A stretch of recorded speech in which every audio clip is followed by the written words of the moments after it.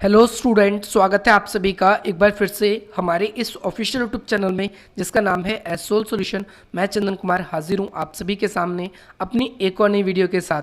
So guys, आज की इस नई वीडियो में हम बात करेंगे उन सभी स्टूडेंट्स के लिए जो कि भोपाल गैस कांड या फिर भोपाल गैस त्रासदी के बारे में पढ़ रहे हैं या फिर भोपाल गैस ट्रेजेडी के बारे में पढ़ रहे हैं, क्योंकि ये तीनों चीज़ें एक ही हैं। तो आज की इस नई वीडियो में हम डीप से बिल्कुल भोपाल गैस त्रासदी के बारे में पढ़ेंगे, समझेंगे अच्छी तरीके से। और इसके अलावा अगर आप लोगों को वीडियो पसंद आए तो आप इसे शेयर करना।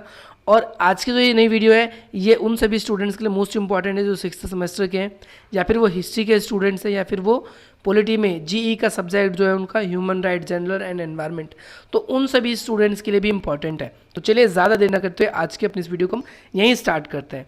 सबसे पहले भोपाल गैस कांड, जैसा कि नाम से आपको क्लियर हो रहा है कि भोपाल जो कि मध्य प्रदेश में स्थित एक स्थान है, यहाँ पर एक गैस का कांड हो गया। और जिस गैस के कांड को अगर हम देखें तो ये जो ट्रेजेडी शब्द है इसको सुनकर ही आप सबको लग रहा होगा कि ज़रूर कुछ ना कुछ विध्वंसक घटना घटी होगी।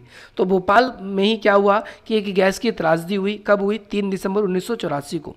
कब हुई? मध्य रात्रि को ये घटना घटी। और ये इतिहास की निसंदेह अगर हम बात करें तो सबसे दुखद घटना है। ये शब्द मैंने आप सभी के लिए इस्तेमाल क्यों किया है? इतिहास की सबसे दुखद घटना है। कब घटी थी? 3 दिसंबर 1984 को।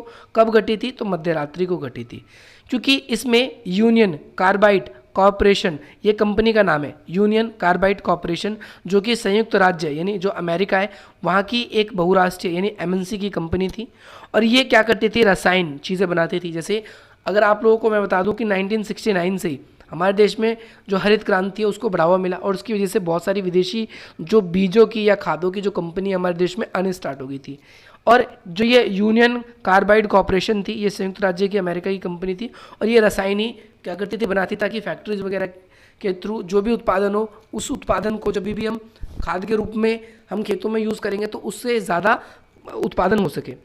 उनके द्वारा भोपाल शहर पे एक विशाल जंतुनाशक संयंत्र लगाया था। जंतुनाशक का मतलब क्या है कि कुछ ऐसे कीड़े होते हैं जो हमारे फसलों को खराब करते हैं, तो उन कीड़ों को मारने के लिए एक संयंत्र स्थापित किया गया था जिसे जंतुनाशक संयंत्र कहा गया। क्या हुआ? 3 दिसंबर 1984 को एक दुर्घटना घटी। दुर्घटना कैसे घटी? संभावतः है क्योंकि लाइवली किसी ने नहीं देखा।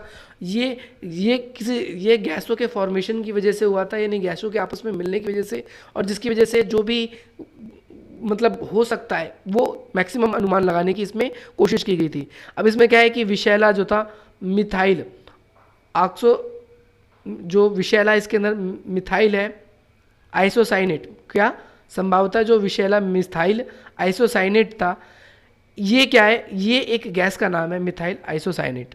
ये क्या है कि इसका स्टोरेज टैंक होते थे जहाँ पर इनको स्टोर करके लिया जाता था, और गलती से इसके अंदर मिथाइल आइसोसाइनेट के अंदर क्या है? पानी मिल गया, और पानी मिलने की वजह से ये घटना घटी। घटना क्या घटी कि उसके अंदर बहुत ज़्यादा एकदम से गर्मी पैदा हो गई, और गर्मी पैदा होने के कारण जो है शक्तिशाली एवं अनियंत्रित अभिक्रिया इसमें हुई। यानी आप सभी को पता है केमिकल रिएक्शन आप सभी ने पढ़ रखा है कि भाई कई बार केमिकल रिएक्शन इतने तेज़ी से होता है कि ब्लास्ट भी हो जाता है, फूट भी जाता है। आपने कई सारे स्कूलिंग लाइफ में देखा होगा। तो ये केमिकल रिएक्शन ही हुआ था जिसकी वजह से जो है ये इसके परिणाम स्वरूप घातक मिथाइल आइसोसाइनेट जो है गैस के रूप में चारों ओर वो धीरे धीरे फैल गई। अब इस गैस के फैलने से क्या हुआ कि हज़ारों लोगों की जानें ले ली इसने, और बहुत सारे लोग ऐसे थे जिनकी आंखों की रोशनी चली गई थी। आस पड़ोस के जो क्षेत्र थे वो अनेक प्रकार के उनको बीमारियां होगी या अनेक प्रकार का उन्हें नुकसान हुआ। अभी हम पूरे डाटा के साथ में बात करेंगे।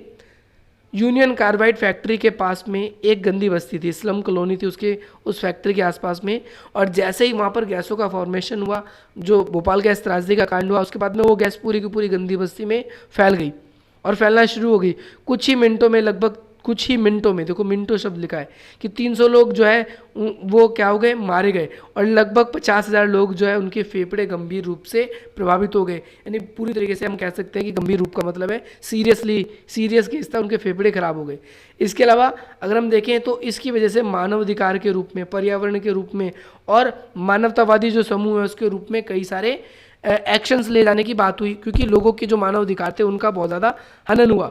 लोगों की गलती भी नहीं थी, तब भी लोगों को जान गंवानी पड़ रही थी। और वहीं जो यूनियन कार्बाइड की जो कंपनी थी इसका मालिक जो था ये अमेरिकन था, वो रातों रात देश से फरार हो गया और उसका कुछ भी नहीं हो पाया। आप लोग अभी देखिए, तो ये बहुराष्ट्रीय कंपनी जो है इसकी लापरवाही की वजह से इसकी बहुत सारी ऐसी जो मानवाधिकार के क्षेत्रों में कार्य करती है, पर्यावरण के क्षेत्रों में कार्य करती है, मानवतावादी के क्षेत्र में कार्य करती है, उन सब ने इसके खिलाफ क्या किया भाई, आवाज़ें उठाई।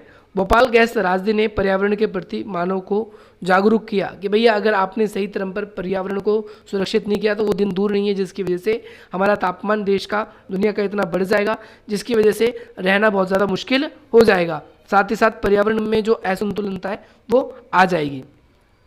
ये अधिकार इन अपराधों तथा दुर्घटनाओं के लिए राष्ट्रीय एवं अंतर्राष्ट्रीय निर्धारण करने में बहुराष्ट्रीय कंपनियों के संदर्भ में व्याख्या व्यवस्था की गई है। तो आई होप आप सबको ये क्लियर हो गया होगा कि भारत में कैसी व्यवस्था थी, उसको ही एक्सप्लेनेशन के लिए इसको हम समझ सकते हैं।